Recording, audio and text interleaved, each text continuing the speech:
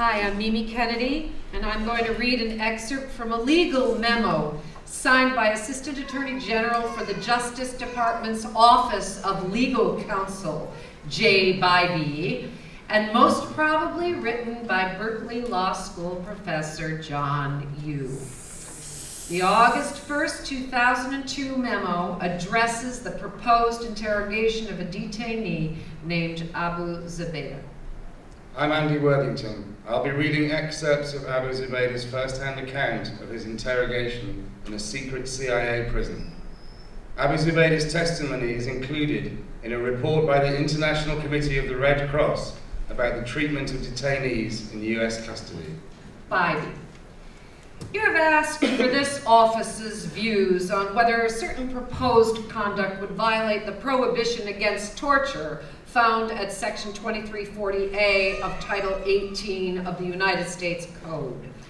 You have asked for this advice in the course of conducting interrogations of Abu Zubaydah. In light of the information you believe Zubaydah has and the high level of threat you believe now exists, you wish to move the interrogations into what you have described as a, quote, increased pressure phase, unquote. This phase will likely last no more than several days, but could last up to 30 days. Zubaydah. About 2.5 or 3 months after I arrived in this place, the interrogation began again, but with more intensity than before. Then the real torturing started. In this phase, you would like to employ 10 techniques that you believe will dislocate his expectations regarding the treatment he believes he will receive, and encourage him to disclose the crucial information mentioned above. These 10 techniques are: 1, attention grasp; 2, walling; 3, facial hold; 4, facial slap, parenthesis, insult slap, close parenthesis; 5, cramped confinement; 6, wall standing; 7, stress positions; 8, sleep deprivation; 9, insects placed in a confinement box; and 10, the waterboard. You have informed us that you expect these techniques to be used in some sort of escalating fashion, culminating with the waterboard, though not necessarily ending with this technique. Abu Zubaydah. 2 black wooden boxes were brought into the room outside my cell. One was tall, slightly higher than me, and narrow, measuring perhaps 1 meter by 3/4 of a meter and 2 meters in height. The other was shorter, perhaps only 1 meter in height. I was taken out of my cell, and one of the interrogators wrapped a towel around my neck. They then used it to swing me around and smash me repeatedly against the hard walls of the room. I was also repeatedly slapped in the face. As I was still shackled, the pushing and pulling around meant that the shackles pulled painfully on my ankles. Cramped confinement involves the placement of the individual in a confined space, the dimensions of which restrict the individual's movement. The confined space is usually dark. The duration of confinement varies based on the size of the container. For the larger confined space, the individual can stand up or sit down. The smaller space is large enough for the subject to sit down. Confinement in the larger space can last up to 18 hours. For the smaller space, confinement lasts for no more than 2 hours. I was then put into the tall box for what I think was about 1.5 to 2 hours. The box was totally black on the inside, as well as the outside. It had a bucket inside to use as a toilet, and had water to drink provided in a bottle. They put a cloth or cover over the outside of the box to cut out the light and restrict my air supply. It was difficult to breathe. For walling, a flexible false wall will be constructed. The individual is placed with his heels touching the wall. The interrogator pulls the individual forward and then quickly and firmly pushes the individual into the wall. It is the individual's shoulder blades that hit the wall. During this motion, the head and neck are supported with a rolled hood or towel that provides a seat collar effect to help prevent whiplash. To further reduce the probability of injury, the individual is allowed to rebound from the flexible wall. You have orally informed us that the false wall is in part constructed to create a loud sound when the individual hits it, which will further shock or surprise the individual. In part, the idea is to create a sound that will make the impact seem far worse than it is, and that will be far worse than any injury that might result from the action. When I was let out of the box, I saw that one of the walls of the room had been covered with plywood sheeting. From now on, it was against this wall that I was then smashed with the towel around my neck. I think that the plywood was there to provide some absorption of the impact of my body. The interrogators realized that smashing me against the hard wall would probably quickly result in physical injury. During these torture sessions, many guards were present, plus 2 interrogators who did the actual beating, still asking questions, which the main interrogator left to return when the beating was over. After the beating, I was then placed in the small box. They placed a cloth or cover over the box to cut out all light and restrict my air supply. As it was not high enough even to sit upright, I had to crouch down. It was very difficult because of my wounds. The wound on my leg began to open and started to bleed. I don't know how long I remained in the small box. I think I may have slept or maybe fainted. Finally, you would like to use a technique called the waterboard. In this procedure, the individual is bound securely to an inclined bench, which is approximately 4 feet by 7 feet. The individual's feet are generally elevated. A cloth is placed over the forehead and eyes. Water is then applied to the cloth in a controlled manner. As this is done, the cloth is lowered until it covers the nose and mouth. Once the cloth is saturated and completely covers the mouth and nose, airflow is slightly restricted for 20 to 40 seconds due to the presence of the cloth. This causes an increase in carbon dioxide level in the individual's blood. This increase in the carbon dioxide level stimulates increased effort to breathe.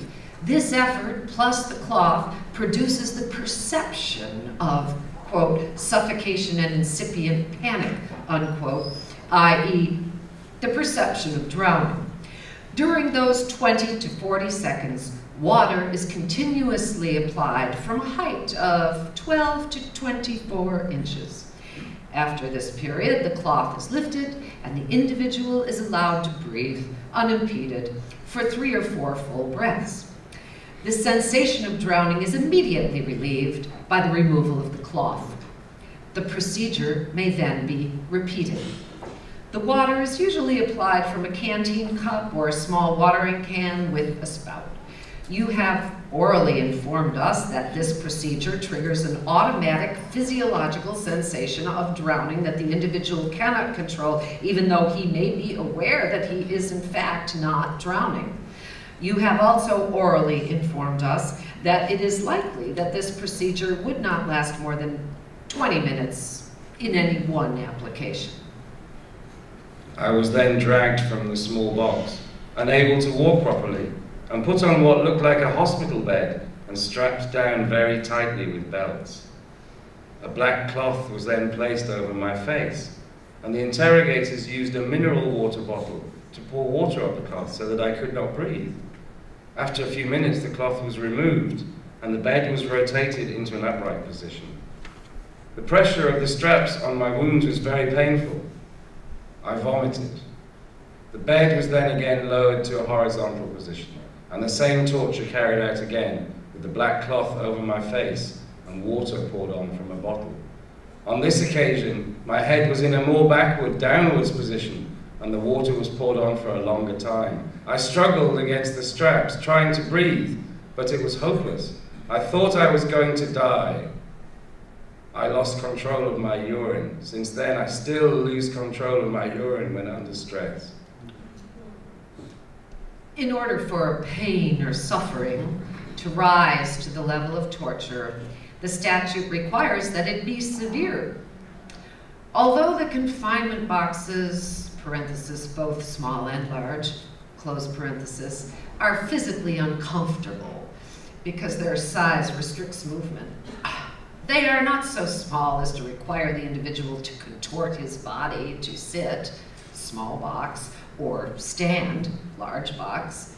You have also orally informed us that despite his wound, Zubaydah remains quite flexible, which would substantially reduce any pain associated with being placed in the box. The facial slap and walling contain precautions to ensure that no pain, even approaching severe pain, results. The slap is delivered with fingers slightly spread, which you have explained to us is designed to be less painful than the closed hand slap. The slap is also delivered to the fleshy part of the face, further reducing any risk of physical damage or serious pain. Likewise, walling involves quickly pulling the person forward and then thrusting him against a flexible false wall. You have informed us that the sound of hitting the wall will actually be far worse than any possible injury to the individual. The use of the rolled towel around the neck also reduces the risk of injury. While it may hurt to be pushed against the wall, any pain experienced is not of the intensity associated with serious physical injury. I was then placed again in the tall box. While I was inside the box, loud music was played again, and somebody kept banging repeatedly on the box from the outside. I tried to sit down on the floor, but because of the small space, the bucket with urine tipped over and spilt on me. I remained in the box for several hours, maybe overnight. I was then taken out, and again a towel was wrapped around my neck, and I was smashed into the wall with the plywood covering, and repeatedly slapped in the face by the same two interrogators as before. I was then made to sit on the floor with a black hood over my head until the next session of torture began. As we understand it, when the waterboard is used, the subject's body responds as if the subject were drowning, even though the subject may be well aware that he is not, in fact, drowning. You have informed us that this procedure does not inflict actual physical harm. Thus, although the subject may experience the fear or panic associated with the feeling of drowning, the waterboard does not inflict physical pain. As we explained in the Section 2340A memorandum, quote, pain and suffering, unquote, as used in Section 2340, is best understood as a single concept, not distinct concepts of, quote, pain, unquote, as distinguished from, quote, suffering, unquote. The waterboard, which inflicts no pain or actual harm whatsoever, does not, in our view, inflict, quote, severe pain or suffering, unquote. Even if one were to parse the statute more finely, to attempt to treat, quote, suffering, unquote, as a distinct concept, the waterboard could not be said to inflict severe suffering. The waterboard is simply a controlled acute episode, lacking the connotation of a protracted period of time, generally given to suffering. This went on for approximately 1 week. During this time, the whole procedure was repeated 5 times. On each occasion, apart from one, I was suffocated once or twice and was put in the vertical position on the bed in between. On one occasion, the suffocation was repeated 3 times. I vomited each time I was put in the vertical position between the suffocation. During that week, I was not given any solid food. I was only given ensure to drink. My head and beard were shaved every day. I collapsed and lost consciousness on several occasions. Eventually, the torture was stopped by the intervention of the doctor. I was told during this period that I was one of the first to receive these interrogation techniques, so no rules applied. It felt like they were experimenting and trying out techniques to be used later on other people.